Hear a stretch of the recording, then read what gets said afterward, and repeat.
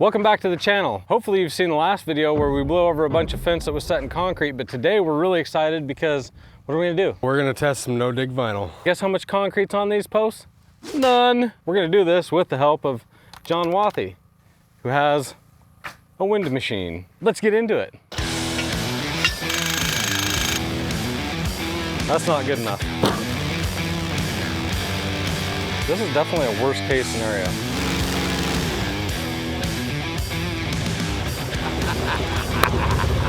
I love it. I love it. The thing is to try and figure out at what depth we achieve maximum stickability, where it doesn't blow over, where the soil can actually support the post. The first set here is going to be 2 foot, then we're going to go to 3 foot driven depth, then we're going to go 3.5, which is what we do here in Florida. We drive our post 3.5 feet deep, and then down at the very end we're going to do 8 foot tall fence. I'm doing things the way we would build it. If I was designing this fence for a consumer or a customer's yard, this is the way I would suggest that they do it, so I want to see exactly how that holds up. The whole reason we're doing this in Florida is because this is not heavy clay. This is really, really loose sand. As you can see, we can dig all these holes with post hole diggers. If we can prove that this works here, it should work almost everywhere. Dan, why you cut so many corners? You're not a real professional if you don't use concrete. Well, we're gonna show you. Can you be a professional and not use concrete? So the first section that we're going to test is a 6 foot tall white vinyl privacy fence, 8 foot centers, set 2 feet deep on steel. Now, I didn't do this because I felt like 2 foot was going to be adequate. We did this to test how much faster it fails than some of the other variations. We use things called rail locks. I fully expect that we will see the panels hold together better, but eventually we may still lose pickets. The rails, however, I don't feel that the rails will come out of the post.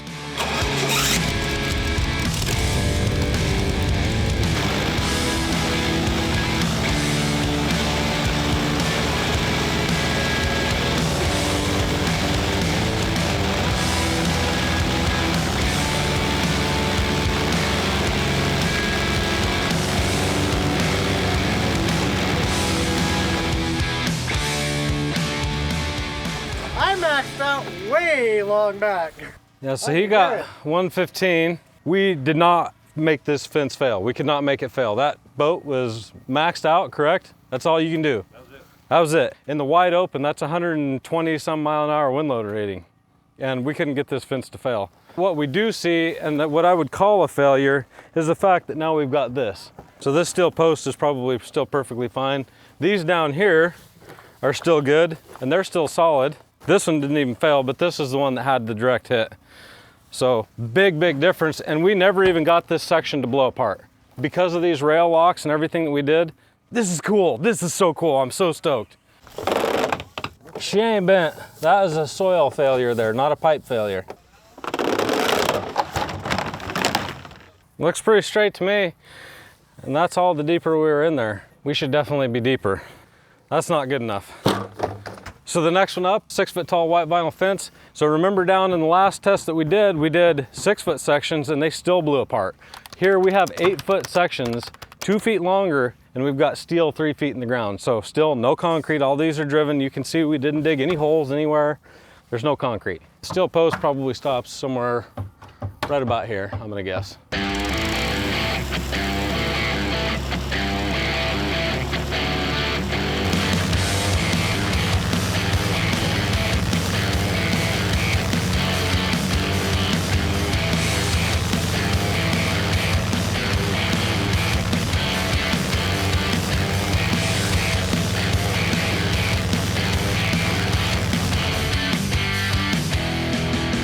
We're maxing this machine out.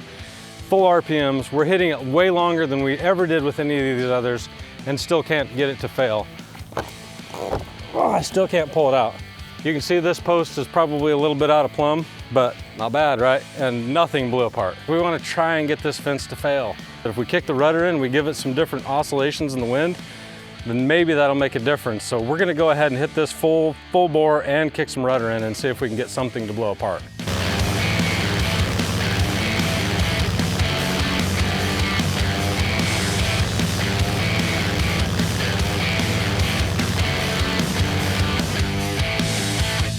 Okay, what we do have now is, I would say, this post is probably ready to come out.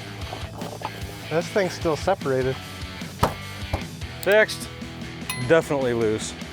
There's a good chance this post is bent and it's a little bit loose. This is definitely a worst case scenario. You can pull it. You gotta work pretty hard at it though. Yeah, you still gotta work for it, but it'll come. We're gonna show you what it looks like when objects go hurtling through hurricane force winds into things. And maybe we can get it to fail then.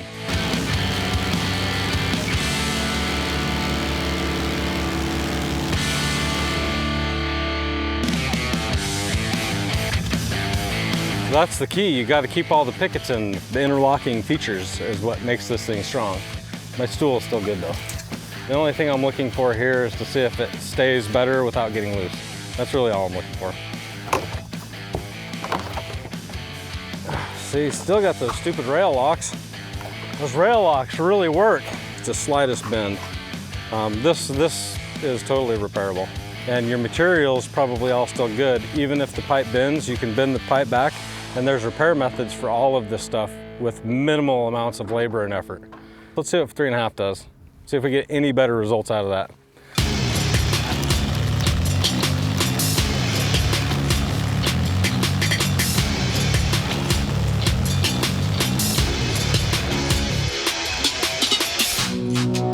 I got 90, that's the highest one yet.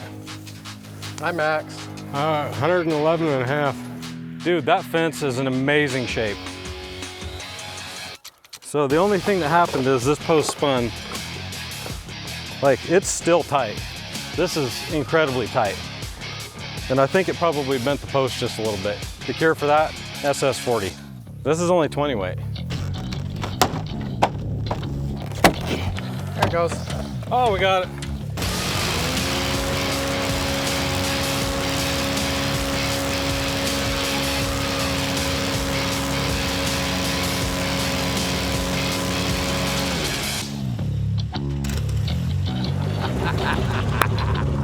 I love it. I love it. We got pickets to fall out, but did we get anything else to happen? No. Yeah, this is still tight. This is how we build fences at SWI in Florida. Literally, this is exactly how we do it. This is our method. It's what we do. It's what I believe in.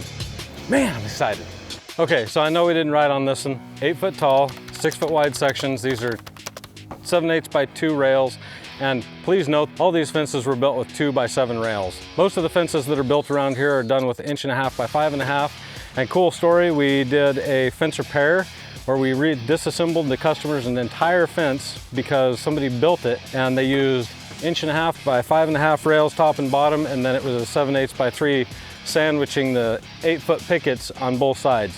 Did the repairs, another hurricane came through and I went back and videoed it, and you could see the stuff we had not repaired waving all over the place, and the stuff that we had repaired was rock solid. It was amazing to see. The most important thing when you're driving posts is it has to be in good, firm, undisturbed soil. If you're trying to do this in an old post hole, it's not gonna work. You've got to do extra depth. You have to have firm soil, means you've got to recompact all that soil into the hole if you're gonna do this. So keep that in mind. So let's try and blow this thing apart.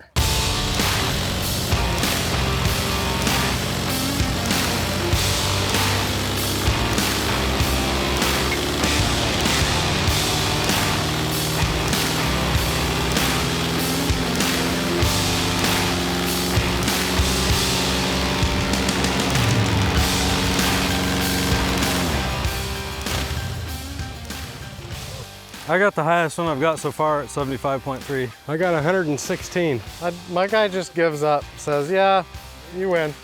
When I'm up there, I can feel, I mean, we get a horrible swirl. It's swirling all over the place, which is why we, at the very beginning of this, when we tested this boat, we just wanted straight line winds out behind the boat, and we were getting 123. That's what kind of force you know is hitting this fence. Didn't get anything to pop apart. I don't see a loose post, but I definitely see a bent post. And if this is your fence and you're trying to fix that, that's an easy repair. You bend the post back, done. It's that easy. You don't even take anything apart. Let's fix it. Let's fix it, guys.